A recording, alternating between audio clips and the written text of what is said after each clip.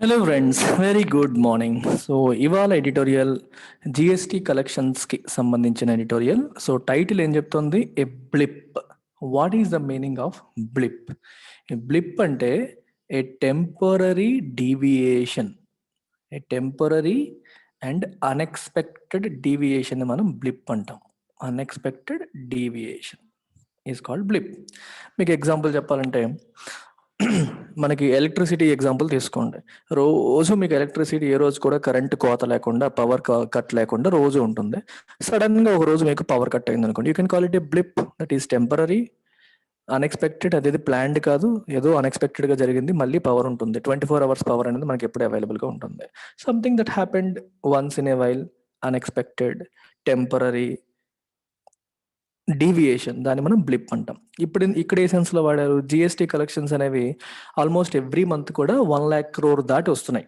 గత కొన్ని నెలలుగా, గత 8 నెలలుగా ఎవ్రీ మంత్ 1,00,000 crore పైన జిఎస్టీ కలెక్షన్స్ వస్తున్నాయి. మే నెలలో వచ్చేసరికి, జూలైలో వచ్చేసరికి 1,00,000, జూన్లో 1,00,000 crore కాకుండా 93,000 crores వచ్చింది, తగ్గిపోయింది. అందుకే దీన్ని బ్లిప్ అన్నారు. ఇది టెంపరరీయే, జూలై నుంచి మళ్ళీ నార్మల్ అయిపోతుంది అనే సెన్స్ లో ఇలా చెప్తున్నాను అనమాట. ఇట్ ఈస్ టెంపరరీ అనేది ఉద్దేశం. Right. So before we go further, so let me talk about our standard UPSC Infinity course, and we are offering this starting at just 40,000 rupees. This is for UPSC aspirants. It comes with prelims, mains and interview preparation. Except optional, you get everything here. Comes with lifetime validity. You have a special discount of 10%. 5 different payment options ఉన్నాయి.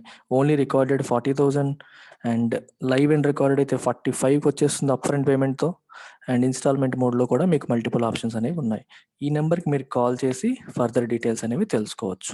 So let me get started with this. This years restrictions by states have inflicted less economic costs than the 2020 lockdown. 2020లో కూడా lockdown వచ్చింది మనకి. ఈ సంవత్సరం full lockdown కాకుండా restrictions, ఉదయం 6 నుంచి మధ్యాహ్నం 12 వరకే ఉండాలని, ఇలాంటి కొన్ని రెస్ట్రిక్షన్స్ పెట్టారు. లాస్ట్ ఇయర్ లాక్డౌన్తో కంపేర్ చేసుకుంటే ఈ సంవత్సరం రెస్ట్రిక్షన్స్ వల్ల వచ్చిన కాస్ట్లు ఏవైతే ఉన్నాయో, ఎకనామిక్ కాస్ట్లు అంటే ఎకానమీకి జరిగే నష్టం ఏదైతే ఉందో అదేమో లెస్సా మోరా లెస్. ఇక్కడ లెస్ అనేది కంపారిటివ్ డిగ్రీ, మీకు little, less, least. So less is comparative డిగ్రీలో వాడారనమాట. దెన్ ద 2020 లాక్డౌన్, 2020 లాక్డౌన్ వల్ల వచ్చిన నష్టం కంటే ఈ సంవత్సరం రెస్ట్రిక్షన్స్ వల్ల ఇన్ఫ్లిక్ట్ అంటే డ్యామేజ్ చేయబడ్డ నష్టం ఏదైతే ఉందో, డ్యామేజెస్ వల్ల వచ్చిన నష్టం ఏదైతే ఉందో అది తక్కువ అని అంటున్నారు. Entering it's 5th year, India's goods and services taxes system, GST system, reported a blip in revenue collections for June, breaking an 8-month streak of over 1,00,000 crore in tax receipts. 8-month streak అంటే meaning ఏంటంటే a short period of a good or bad activity, short and continuous. For example, మీకు బాగా గుర్తున్న example చెప్తాను నేను. Australian cricket team Steve వా సారథ్యంలో వరుసగా 16 టెస్ట్ మ్యాచ్లు గెలిచింది. 16 టెస్ట్ మ్యాచ్లు గెలిచి 17వ టెస్ట్ మ్యాచ్ ఈడెన్ గార్డెన్స్లో కోల్కతాలో ఇండియాకి మరియు ఆస్ట్రేలియాకి మధ్యలో షెడ్యూల్ చేయబడింది అనమాట. సో అది కూడా గెలిస్తే వాళ్ళు 17 మ్యాచ్లు గెలిచిన వాళ్ళు అయ్యేవాళ్ళు. So they were on a winnowing streak of 16 test matches. ఒక షార్ట్ పీరియడ్ విన్నింగ్ స్ట్రీక్ లో ఉన్నారు, వరుసగా గెలుపు బాటలో ఉన్నారు. అలాగే లూజింగ్ స్ట్రీక్ అంటారు.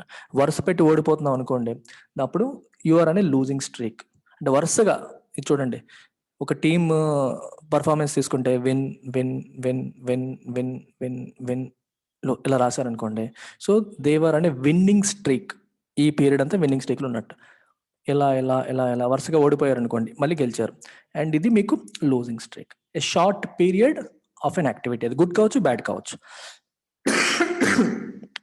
ఇక్కడ ఏం రాశారు? 8-month streak of over 1,00,000 crore. వరుసగా 8 నెలల పాటు 1,00,000 కోట్ల పైన ట్యాక్స్ రిసిప్ట్స్ అనేవి తీసుకురావడం జరిగింది. దాన్ని బ్రేక్ చేస్తూ ఇది ఒక టెంపరరీ బ్లిప్ లాగా వచ్చింది, మళ్ళీ మారిపోతుంది, ఇది టెంపరరీయే అనేది ఇక్కడ ఉద్దేశం.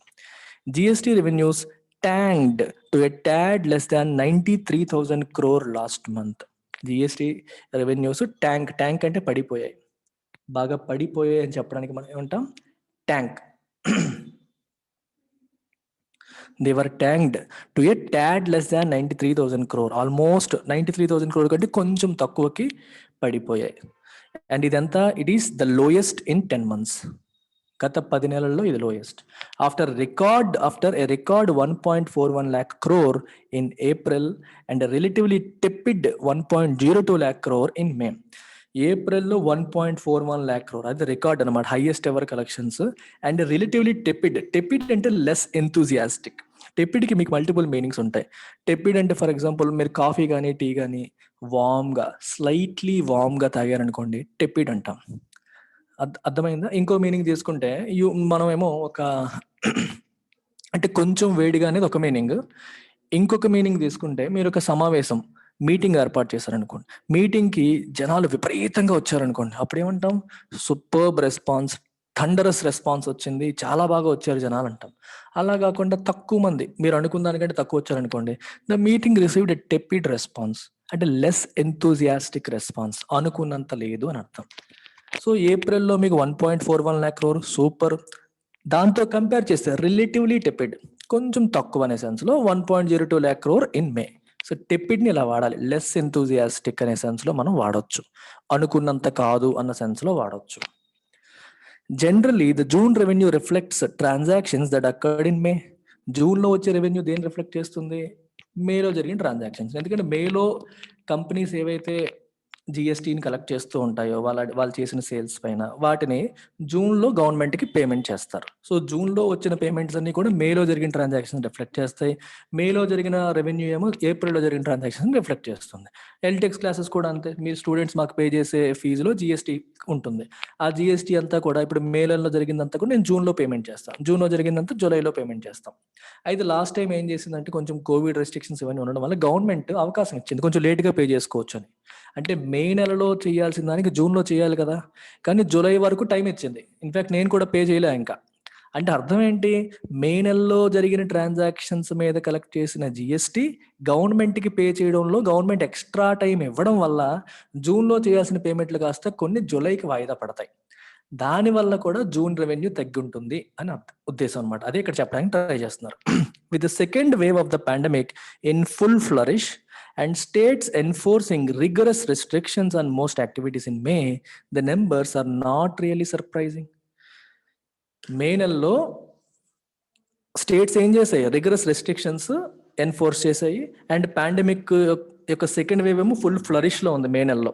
జూన్ నుంచి తగ్గింది కానీ మే నెలలో ఫుల్ ఫ్లరిష్లో ఉంది. సో కాబట్టి నెంబర్స్ తగ్గడం అనేది నాట్ రియలీ సర్ప్రైజింగ్. ఇది ఎక్స్పెక్టెడే కదా, ఎందుకంటే కొంత పీరియడ్ వరకు ఎకనామిక్ యాక్టివిటీస్ని పర్మిట్ చేశారు, రోజంతా 24 hours ఉంచొచ్చు అని చెప్పలేదు కాబట్టి. However, as May GST compliance dates for smaller tax payers were extended till early July, some of this revenue also reflects April's sales. చూడండి ఇక్కడ మే నెలలో జిఎస్టీ కంప్లైన్స్ డేట్స్ అంటే అర్థం ఏంటంటే ఏప్రిల్ నెలలో జరిగిన సేల్స్కి మే నెలలో కట్టాలి, అంతేనా? ఏప్రిల్లో జరిగిన సేల్స్కి మేలో కట్టాలి, మే నెలది జూన్లో కట్టేయాలని ఉంటుంది. కానీ ఏప్రిల్లో జరిగిన సేల్స్ కూడా జూలై వరకు టైం ఇచ్చారు, అదే రాశారు ఇక్కడ, ఎర్లీ జూలై వరకు ఎక్స్టెండ్ చేశారు. సో కాబట్టి ఇప్పుడు మనకు వచ్చిన దాంట్లో ఏప్రిల్ సేల్స్కి సంబంధించినవి కూడా కొన్ని ఉన్నాయి. 2 పాయింట్స్ గుర్తుపెట్టుకోండి. ఇప్పుడు ఇది ఏప్రిల్, మే, జూన్, జూలై. మామూలుగా ఏప్రిల్లో జరిగిన సేల్స్ ఇవి సేల్స్ అనుకోండి. ఏప్రిల్లో జరిగిన సేల్స్ మే నెలలో గవర్నమెంట్కి పే చేస్తారు, ఏమంటాం మనం, పేమెంట్ అని రాద్దాం. అలాగే మేలో జరిగిన సేల్స్ జనరల్గా జూన్లో పేమెంట్ జరుగుతుంది గవర్నమెంట్కి, దానికి సంబంధించిన కలెక్ట్ చేసిన జిఎస్టీ అంతా కూడా జూన్లో పేమెంట్ చేస్తారు. అలాగే జూన్లో జరిగిన జనరల్గా జూలైలో పేమెంట్ జరిగిపోతుంది. ఇప్పుడు ఏప్రిల్లో జరిగింది మేలో కట్టాలి కదా, కానీ మే నెలలో కట్టకుండా జూలై వరకు టైం ఇచ్చారు. ఏప్రిల్లో జరిగిన దానికి జూలై వరకు టైం ఇవ్వడం వల్ల కొంతమంది మే నెలలో కట్టకుండా జూన్లో కట్టే వాళ్ళు ఉంటారు. ఫర్ ఎగ్జాంపుల్ నేను ఎల్టెక్స్ క్లాస్ ఎగ్జాంపుల్, ఏప్రిల్లో జరిగిన సేల్స్కి మేము మేలో కట్టకుండా జూన్లో కట్టాం. So we paid the money in June. April sales యొక్క జిఎస్టీ జూన్లో కట్టాం. అంటే ఇప్పుడు జూన్ నెంబర్స్లో ఇప్పుడు గవర్నమెంట్ నెంబర్స్ ఏంటి, ఈ పేమెంట్ నెంబర్స్ కదా మాట్లాడుతుంది. గవర్నమెంట్ తనకు వచ్చే మనీ కదా మాట్లాడేది. సో పేమెంట్ జరిగిందంటే ఎవరికి జరిగింది? గవర్నమెంట్కి జరిగినట్టు. అంటే ఇది అబ్సల్యూట్ బిగినర్స్ కోసం మళ్ళీ చెప్తున్నాను, మళ్ళీ ఒకసారి చెప్తా చూడండి. సింపుల్ కాన్సెప్ట్ ఇది. ఫర్ ఎగ్జాంపుల్ ఎల్టెక్స్ క్లాసెస్లో మీరు యూపీఎస్సీకి జాయిన్ అయ్యారు అనుకోండి, 50,000 ఫీజు అనుకుందాం, ప్లస్ జిఎస్టీ అనుకోండి. దీనికి 18% జిఎస్టీ అంటే 9,059. నేను యాక్చువల్గా 50,000లోనే మీకు జిఎస్టీ ఇంక్లూడ్ చేస్తున్నాను. మీకు ఎగ్జాంపుల్ కోసం ఇలా చెప్తాను. 59,000 మీరు నాకు కట్టారనుకోండి, ఈ 50,000 నేను పెట్టుకుంటాను. ఈ 9,000 18% జిఎస్టీ నేను ఎవరికి ఇవ్వాలి? గవర్నమెంట్కి ఇవ్వాలి. నాకు ఏప్రిల్లో సేల్ జరిగింది అనుకోండి, నేను ఈ 9,000 నేను ఎప్పటిలోపు ఇవ్వాలి? మే నెలలో ఇవ్వాలి ఈ పేమెంట్. కానీ గవర్నమెంట్ నాకు జూలై వరకు టైం ఇచ్చింది. సో నేను మే నెలలో ఇవ్వకుండా నేనేం చేశానంటే జూన్లో కట్టాను. సో ఏప్రిల్లో జరిగిన యొక్క సేల్స్ యొక్క జిఎస్టీ నాకు కొంత జూన్లో కూడా రిఫ్లెక్ట్ అయింది. కొంతమంది మేలోనే కట్టేస్తారు, కొంతమంది జూన్లో కడతారు, కొంతమంది జూలై వరకు టైం ఇచ్చారు కాబట్టి వాయిదా వేసే వాళ్ళు కూడా ఉంటారు. అలాగే మే నెల జరిగేదానికి కూడా గవర్నమెంట్ టైం ఇచ్చింది. టైం ఇవ్వడం వల్ల జూన్లో కట్టకుండా చాలా మంది జూలైకి వాయిదా వేసే వాళ్ళు ఉంటారు. సో మే నెల తాలూకా కంప్లీట్ది జూన్లో రిఫ్లెక్ట్ అవ్వట్లేదు, అది నెగిటివ్. పాజిటివ్ ఏంటి? ఏప్రిల్లోది కొంత రిఫ్లెక్ట్ అయ్యింది, అది పాజిటివ్. అందుకే ఇక్కడ హౌఎవర్ రాశారు. ముందు సెంటెన్స్ చూడండి, మే నెల నెంబర్స్ తక్కువే కానీ జూన్ నెంబర్స్ ఏవైతే ఉన్నాయో, సారీ ఏప్రిల్ నెంబర్స్ ఏవైతే ఉన్నాయో దానికి టైం ఇవ్వడం వల్ల అది లేట్, ఎర్లీ జూలై వరకు టైం ఇవ్వడం వల్ల లేట్ అయ్యింది అని అర్థం. Thus, the actual GST income attributable to May's economic activity would be lower than June's GST, gross GST kitty. అర్థమైందా? So actual GST income attributable to May's economic activity would be lower than June's gross GST kitty. అందులో దీంట్లో ఈ June నెలలో మనకు కనిపిస్తున్న అమౌంట్లో కొంత ఏప్రిల్ది కూడా కలిసిపోయింది. ఎందుకంటే ఏప్రిల్ డిలే చేయడం వల్ల కొంతమంది జూన్లో కట్టారు, అది కలిసిపోయింది. ఓన్లీ మేదే కౌంట్ చేసుకుంటే దీనికంటే ఇంకా తక్కువ వస్తుందని అర్థం. This is also reflected in the generation of e-way bills which fell by a sharp 30% in May compared to April. E-way bill ఎప్పుడు వస్తుందంటే 50,000 ప్లస్ ఏదైనా ఐటమ్ ఒక స్టేట్ నుంచి ఇంకో స్టేట్కి మనం పంపించేటప్పుడు 50,000 రూపాయలు, ఒక స్టేట్ నుంచి ఇంకో స్టేట్ అనే కాదు, 50,000 రూపాయల పైన దాటిన ఐటమ్ ఏదైనా మనకు ట్రాన్స్పోర్ట్ చేస్తే దానికి ఈవే బిల్ జనరేట్ చేయాలి. ఇది ఆన్లైన్లో చేయాలి. ఆన్లైన్లో జనరేట్ చేసి ఈవే బిల్ కూడా అటాచ్ చేయాలి ట్రాన్స్పోర్ట్తో పాటు. Anything worth more than 50,000. So గవర్నమెంట్కి ఈ 50 అంటే బిగ్ టికెట్ ఐటమ్స్కి ఎంత జరుగుతుంది అనేది ముందే ఇన్ఫర్మేషన్ వస్తుంది. ఎన్ని ఈవే బిల్స్ జనరేట్ అయ్యాయి అనేది కూడా గవర్నమెంట్కి ఇంటర్నెట్లో తెలుస్తుంది. ఈ 50,000 దాటిపోయినదానికి మనం జనరేట్ చేయకుండా ట్రాన్స్పోర్ట్ చేయడానికి అవ్వదనమాట. సో ముందు మనం జనరేట్ చేయాలి. అలా జనరేట్ చేసిన నెంబర్ తీసుకుంటే 30% పడిపోయిందంట. మేలో 30% పడిపోయింది compare to April. Okay, while the sequential decline in revenues was not as steep. Revenue అంత ఎక్కువ తగ్గలేదు కానీ ఈవే బిల్స్ మాత్రం చాలా ఎక్కువ తగ్గిపోయాయి. రెవెన్యూ కూడా తగ్గింది ఏప్రిల్తో పోలిస్తే, కానీ ఈవే బిల్స్ ఇంకా ఎక్కువ తగ్గాయి. With caseloads declining over June and restrictions being pulled back gradually, revenue should pick up next month with 5.5 crore e-way bills generated in June from 3.99 crore in May. ఇప్పుడు ఏమైంది? Case loads తగ్గిపోయాయి, అంటే కొత్త కేసులు రావడం అనేది చాలా వరకు తగ్గిపోయింది రైట్ జూన్లో. And restrictions being pulled back gradually, restrictions అన్ని కూడా మెల్లమెల్లగా తీసేస్తున్నారు. ఏవైతే మనకి రెస్ట్రిక్షన్స్ విధించారో అన్నిటిని వన్ బై వన్ తీసేయడం అనేది జరుగుతుంది. అండ్ మనకి మే నెలలో 3.99 crore ఈవే బిల్స్ జనరేట్ అయితే జూన్లో 5.5 crores ఈవే బిల్స్ జనరేట్ అయ్యాలి. ఆల్మోస్ట్ 50% ఎక్కువ. సారీ 50% కాదు, 24 1.5 అప్రాక్సిమేట్ పర్సెంటేజ్ రావడం కష్టం అండి, కానీ 1.5 crore ఎక్కువ ఈవే బిల్స్ జనరేట్ అయ్యాయి. ఎప్పుడు? మే నెలలో జూన్లో కంపేర్ టు మే.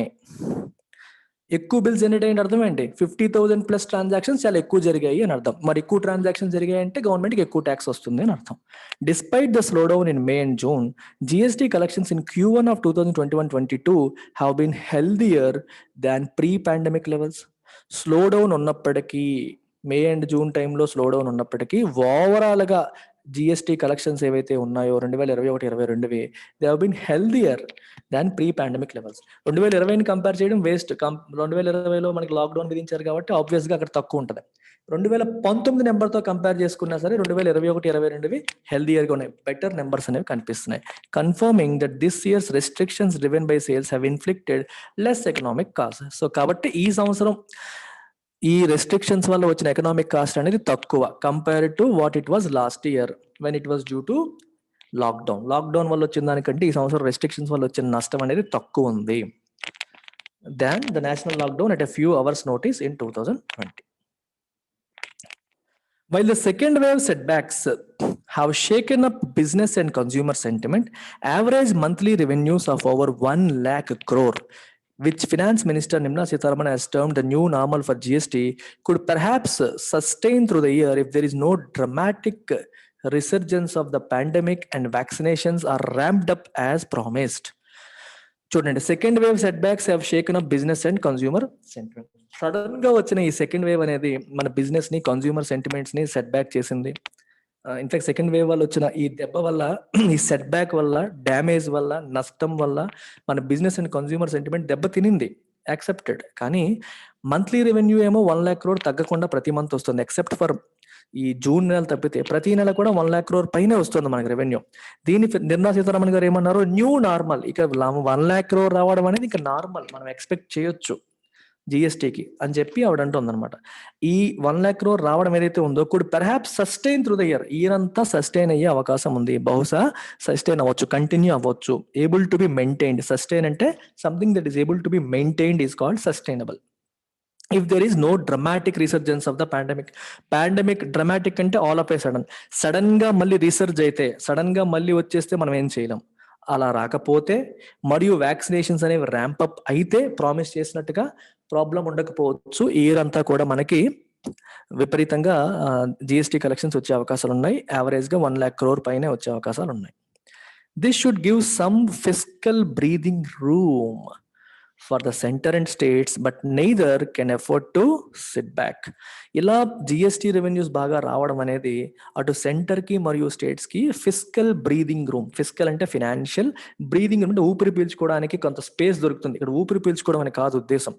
మనీ ఉంటేనే కదా మనం ఏదన్నా చేస్తాం. గవర్నమెంట్ వెల్ఫేర్ స్కీమ్స్ చేయాలన్నా, వ్యాక్సినేషన్ డోసులు పెంచాలన్నా, క్యాపిటల్ డెవలప్మెంట్ యాక్టివిటీస్ చేయాలన్నా, ఏమి చేయాలన్నా డబ్బులు కావాలి. ఇప్పుడు ఏమవుతుందంటే కిటకిటలు ఆడుతున్నారు. జీతాలు ఇవ్వలేక, ఏ పని చేయలేక, మనీ లేక, ప్రజలకు చేసిన ప్రామిసులు నెరవేర్చలేక గవర్నమెంట్స్ అన్ని కిటకిటలు ఆడుతున్నాయి. చాలా స్ట్రగుల్ అవుతున్నాయి గవర్నమెంట్స్. సో ఇలాంటప్పుడు ఆ స్ట్రగుల్ నుంచి గవర్నమెంట్స్ బయటపడాలి అంటే రెవెన్యూ పెరగాలి. ఇప్పుడు రెవెన్యూ స్టేబుల్ గా ఉంటుంది అనే అష్యూరెన్స్ ఉందనుకోండి, they will have some breathing space. అమ్మయ్యా మళ్ళీ పాండమిక్ రాదు, మనకి మనీ తగ్గిపోవడం అనే ప్రాబ్లం రాదు అనే ధైర్యం, ఆ నమ్మకం గవర్నమెంట్స్కి వస్తుంది. అది వచ్చినప్పుడు they can plan there activities properly. అదే ఎంత మనీ ఉంటుందో తెలియకపోతే, రేపు పొద్దున ఎంత ఆదాయం వస్తుందో తెలియకపోతే నువ్వు ఖర్చులు ఎలా ప్లాన్ చేస్తావు? How will you have that breathing space? ఏం ప్లాన్ చేయాలని అవ్వదు. సో నీకు మనీ అనేది రెవెన్యూ రెస్ట్రిక్ట్ చేస్తుంది కంప్లీట్ గా. ఆ లేకుండా you will have some space, space ఉంది మాన్యూవర్ చేయడానికి, ప్లాన్ చేసుకోవడానికి అనేది ఉద్దేశం అక్కడ. అయితే but neither can afford to sit back. అలాగని చెప్పి రిలాక్స్ అయిపోయే అవకాశం లేదు. దే కెనాట్ ఎఫోర్డ్, సర్లే వచ్చేస్తుందిలే జిఎస్టీ అని చెప్పి ఎఫోర్డ్ చేయలేవు. ఎందుకంటే ఇంకా చాలా ఇష్యూస్ ఉన్నాయి. Structural corrections in the GST regime and the inclusion of petroleum and electricity may take longer.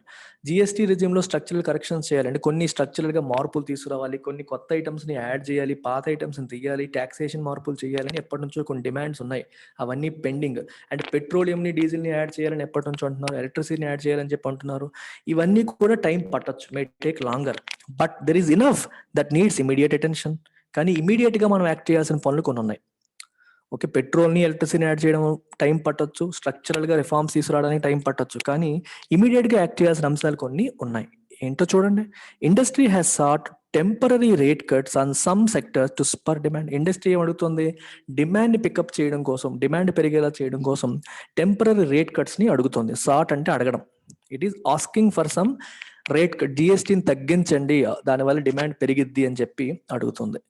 It is plausible that a volume pickup could make up for Resultant revenue losses, just as an uptick in petroleum consumption creates room for a revenue neutral duty cut on fuels.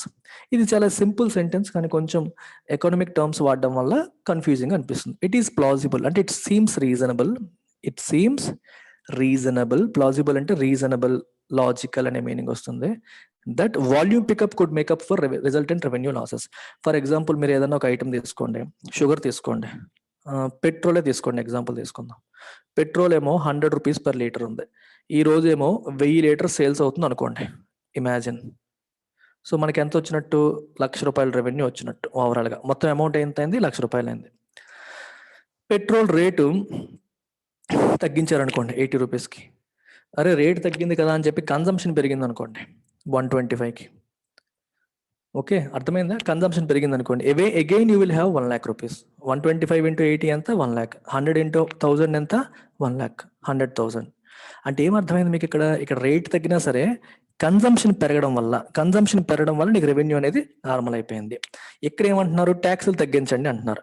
ట్యాక్సులు తగ్గించినప్పుడు మనం ఏమనుకుంటాం? Revenue loss అవుతుంది అనుకుంటాం.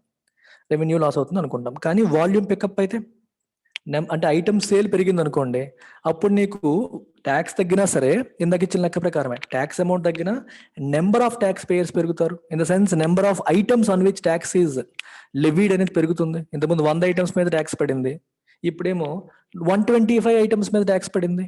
So నీకు number ఎప్పుడైతే పెరిగిందో నీ గవర్నమెంట్కి వచ్చే రెవెన్యూలో ఇబ్బంది రాదు. అందుకే రాశారు temporary rate cuts on some sectors అనేవి నష్టం జరగకపోవచ్చు. ఎందుకంటే volume pickup could make up for resultant revenue losses ని వాల్యూమ్ పికప్ ఏమో మేకప్ చేసే అవకాశం ఉంటుంది, దాన్ని భర్తీ చేసే అవకాశం ఉంటుంది అని అర్థం. Just as an uptick in petrol consumption creates room for a revenue neutral duty cut on fuels. Petrol diesel రేట్లు తగ్గించండి మొర్రో అని చెప్పి ప్రజలు అడుగుతున్నారు, గవర్నమెంట్ ఏమో తగ్గించట్లేదు. మాకు ఆదాయం దాని నుంచే వస్తుంది, మేము ఎలా తగ్గిస్తాము అంటున్నారు. కానీ ఇప్పుడు గవర్నమెంట్ కూడా పెట్రోల్ రేట్ తగ్గించింది అనుకో, పెట్రోల్ రేట్ పెరిగిపోవడం వల్ల చాలా మంది వాడడం తగ్గించేశారు, కన్సంప్షన్ తగ్గించేశారు. ఇప్పుడు మీరు పెట్రోల్ రేట్లు తగ్గించింది అనుకోండి గవర్నమెంట్, కన్సంప్షన్ పెరిగిద్ది కదా. కన్సంప్షన్ పెరగడం వల్ల గవర్నమెంట్కి వచ్చే రెవెన్యూ మళ్ళీ తగ్గదు కదా అనేది ఉద్దేశం. ఇప్పుడు ప్రజలు కన్సంప్షన్ తగ్గిపోవడం వల్ల గవర్నమెంట్కి వచ్చే ట్యాక్స్ ఇన్కమ్ ఏం పెరగట్లా. ఎప్పుడైతే గవర్నమెంట్ పెట్రోల్ డీజిల్ రేట్లు తగ్గిస్తుందో పీపుల్ దానికి తగ్గట్టుగా కన్సంప్షన్ పెంచి వాల్యూమ్ పికప్ పెంచి మళ్ళీ గవర్నమెంట్కి వచ్చే రెవెన్యూ లాస్ లేకుండా చూసే అవకాశం ఉంది అంటున్నారు. అందుకే ఇక్కడ ఏం రాశారు? Revenue neutral duty cut. Duty అంటే అర్థం ఏంటి? పెట్రోల్ మీద వేసే డ్యూటీ. ఆ డ్యూటీని తగ్గిస్తే గవర్నమెంట్ రెవెన్యూ తగ్గిద్ది, కానీ కన్సంప్షన్ పెరిగింది అనుకోండి మళ్ళీ మేకప్ అయిపోతుంది. అందుకే రెవెన్యూ న్యూట్రల్ అన్న. రెవెన్యూ పరంగా నష్టమో లేదు, లాభమో లేదు, it is neutral. The GST council must be reconvened. Convened అంటే మీటింగ్ అవ్వడం, రీకన్వీన్ అంటే మళ్ళీ కూర్చొని మీటింగ్ చేసుకోవాలి. Soon to take up such ideas to prod the economy's rebound apart from holding the promised special session to discuss all the brewing concerns relating to states compensation. So ఇది ఇంకొక aspect. ఇక్కడ మీకు రకరకాల పదాలు ఉన్నాయి. ప్రాడ్ అంటే అర్థం ఏంటి? నడ్జని. అంటే ఒక చిన్న షార్ప్ పాయింటెడ్ ఆబ్జెక్ట్తో గెచ్చడాన్ని ప్రాడింగ్ అంటాం, నడ్జింగ్ అంటాం. అంటే ఏంటంటే ఎంకరేజ్ అని, స్పర్ అని. దేన్ని? రిబౌండ్ అంటే అర్థం ఏంటి? పడిపోతున్న ఎకానమీ మళ్ళీ పైకి లేవడం. ఎకానమీ పడిపోవడం అంటే అర్థం ఏంటి? జీడిపి తగ్గిపోవడం. జీడిపి తగ్గిపోతూ ఉంది, దాన్ని పైకి లేపాలంటే ఏం చేయాలి? జిఎస్టీ కౌన్సిల్ కూడా కొన్ని యాక్టివిటీస్ చేయొచ్చు. ఏంటవి? జిఎస్టీ తగ్గించడం. It can take some decisions to reduce GST on, అంటే ట్యాక్సులు తగ్గించడం. ట్యాక్సులు తగ్గించేసరికి కన్సంప్షన్ పెరగచ్చు, కన్సంప్షన్ పెరిగే అవకాశం ఉంటుంది. సో కన్సంప్షన్ పెరిగింది అనుకోండి, that will lead to more production పెరుగుతుంది కదా. ప్రొడక్షన్ పెరిగింది అనుకోండి ఆబ్వియస్గా జీడిపి పెరిగిద్ది. గుడ్స్ అండ్ సర్వీసెస్ ప్రొడ్యూస్డే కదా జీడిపి అంటే, goods and services produced and an economy. So అది పెరిగింది అనుకోండి, జీడిపి పెరిగితే ఎకానమీ రిబౌండ్ అయినట్టే కదా, అదనమాట. సో ఈ ప్రాడ్ అంటే అర్థం ఏంటి? ఎకానమీని రిబౌండ్ అవ్వడానికి తన వంతు ప్రయత్నం తను చేయడం, నడ్జ్ చేయడం, ఎంకరేజ్ చేయడం, పుష్ చేయడం. లిటిల్ పుష్ అనమాట ఎకానమీకి, చిన్న పుష్. ఏ రకంగా ఇస్తుంది? By reducing taxes. ట్యాక్సులు తగ్గించేసరికి ఈ వస్తువుల ధరలు తగ్గి జనాలు will be encourage to buy more. అది చిన్న పుష్. ఆ పుష్ ఇచ్చేసరికి ఎకానమీ అనేది రిబౌండ్ అవుతుంది అని అర్థం. To take up such ideas to prod the economy's rebound. ఇంకా ఏంటి? Apart from holding promised special session to discuss all the brewing concerns. Brewing అంటే అర్థం ఏంటి? మరుగుతున్న.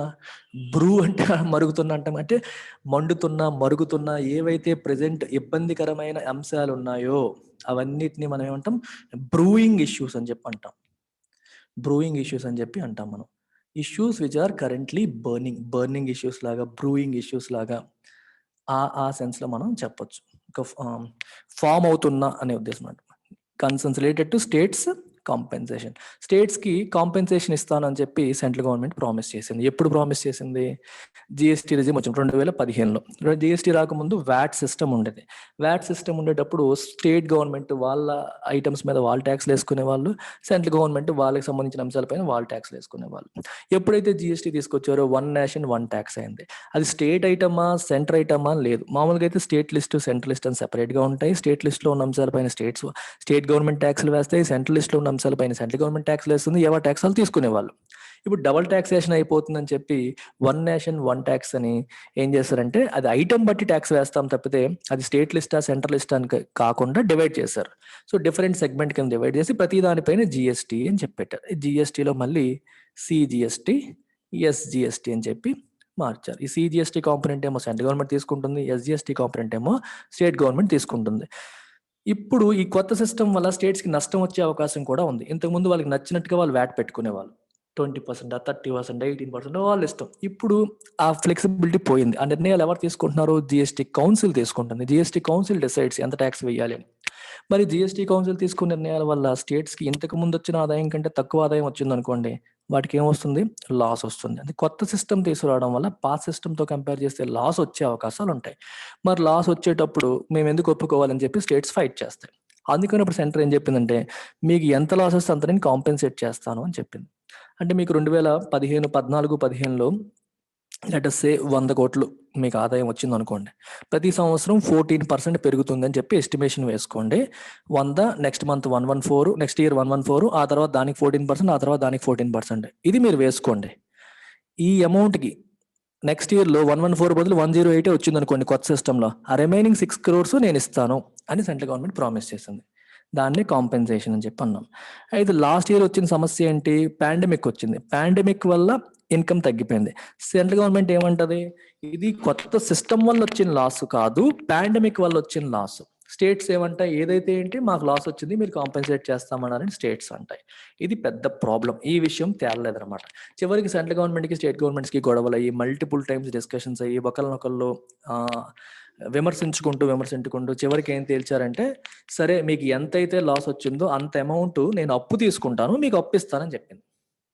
అర్థమైందా? అప్పు రూపంలో ఇస్తాను అని చెప్పింది తప్పితే ఫ్రీగా ఇస్తానని చెప్పి సెంట్రల్ గవర్నమెంట్ అన్నారు. అయితే ఆ విషయాలు కూడా ఇంకా పూర్తిగా తేల్చలేదు. దానికి సంబంధించిన అంశాలను డిస్కస్ చేయడం కోసం ఒక స్పెషల్ సెషన్ పెడతానని చెప్పి ప్రామిస్ చేశారు. ఆ సెషన్ ఇంకా జరగలేదు. అది కూడా జరగాలి ఇమీడియట్గా అని రాశారు. Holding the promised special session అంటే మీనింగ్ అదే. Delaying this will not only foster greater misgivings between the center and the states, but also make it tough for states to plan their borrowings for the rest of the year.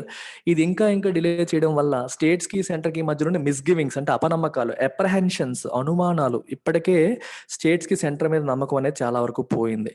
అవి ఇంకా faster అంటే ఫోమెంట్ ఇంకా పెద్దవయ్యే అవకాశాలు ఉంటాయి. ఇంకా ఈ అపనమ్మకాలు పెరిగే chances ఉంటాయి. ఇంకా సెంట్రల్ గవర్నమెంట్ డిలే చేస్తూ ఉంటే ఇంకా పెరిగిపోయే అవకాశాలు ఉంటాయి. దాంతో పాటు also make it tough for states to plan their borrowings. State governments కూడా వాళ్ళ బారోయింగ్స్ ని ప్లాన్ చేసుకోవడం for the rest of the year కష్టం అవుతుంది. ఎందుకంటే సెంట్రల్ గవర్నమెంట్ మాకు ఎంత కాంపెన్సేషన్ ఇస్తుంది అనే విషయం స్టేట్స్ కి తెలిస్తే దానికి తగ్గట్టు ఇంకా మిగిలిన అవసరాలకి బారోయింగ్ ప్లాన్ చేసుకుంటాం. ఎంత ఇస్తుందో తెలియకపోతే, ఎప్పుడు ఇస్తుందో తెలియకపోతే ప్లానింగ్ ఎలా చేస్తారు? అది problem. Clarity is also needed urgently on when this 1.58 lakh crore of back-to-back borrowings for states in lieu of compensation dues will begin. వీళ్ళకి అవసరమైన ఇన్ లియూ ఆఫ్ అంటే ఇన్స్టెడ్ ఆఫ్ అని, దాని బదులు కాంపెన్సేషన్ బదులు సెంట్రల్ గవర్నమెంట్ ఏం చెప్పిందంటే మీకు బ్యాక్ టు బ్యాక్ బారోయింగ్స్ చేసుకోవచ్చు అంటే central government will borrow on behalf of states తరపున సెంట్రల్ గవర్నమెంట్ బారో చేసి దాన్ని ఇమీడియట్ గా స్టేట్స్ కి లోన్ రూపంలో ఇస్తుంది. అర్థమైందా? ఇది సెంట్రల్ గవర్నమెంట్, ఇవి state governments. State governments borrow చేయకుండా సెంట్రల్ గవర్నమెంట్ బారో చేస్తుంది మనీ. బారో చేయడం అంటే ఏంటి? బాండ్స్ ఇష్యూ చేయడం. బాండ్స్ కానీ ఇలాంటివి ఏమైనా ఇష్యూ చేసినప్పుడు పీపుల్ విల్ బై కదా, కొంటారు. ఇలాగ వచ్చిన మనీని సెంట్రల్ గవర్నమెంట్ స్టేట్ గవర్నమెంట్కి లోన్ రూపంలో ఇస్తుంది. అదనమాట కదా. సో ఆ బ్యాక్ టు బ్యాక్ బోరింగ్స్ చేసి ఇస్తానని చెప్పి మాట ఇచ్చింది, కానీ ఇప్పటి వరకు ఎక్కువ పని అవ్వలేదు. If the centre plans to raise 5,000 crores a week, వారానికి 5,000 కోట్లు మాత్రమే సమీకరించాలి అని అనుకుంటే, రైజ్ అంటే సమీకరించడం, like it it last year లాగా, ఇట్ విల్ టేక్ రఫ్లీ 32 weeks to complete such borrowings. ఈ బోరింగ్స్ కంప్లీట్ అయ్యేసరికి 32 weeks, అంటే 1 year, ఆల్మోస్ట్ 1 year కాదు కానీ 6 months దాటిపోతుంది. So any delay beyond early August may not be viable. So ఆగస్ట్కి మించి డిలే ఉండడం వయబుల్ కాదు, అంటే ఫీజిబుల్ కాదు, ప్రాక్టికల్ కాదు అని అర్థం. It is not feasible, it is not practical to delay it beyond early August. So do it quickly అనేది దీని యొక్క ఉద్దేశం. That's it. Take care. By.